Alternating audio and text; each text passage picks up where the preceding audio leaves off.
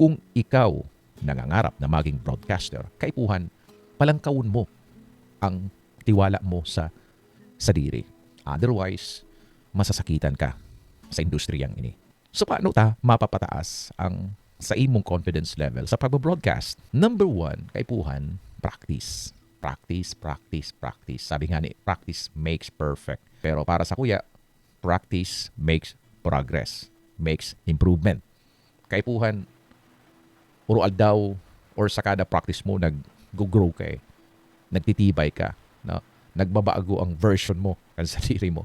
So kaipuhan, practice ng practice. Anong kaipuhan ng mga i-practice? Yun, yung pagtaram ng klarado, yung mga tamang pronunciation.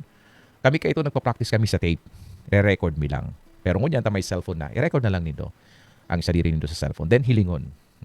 Kumusta kaya? So pagtaram ko, nasasabutan ba? Klarado ba? No? Yan.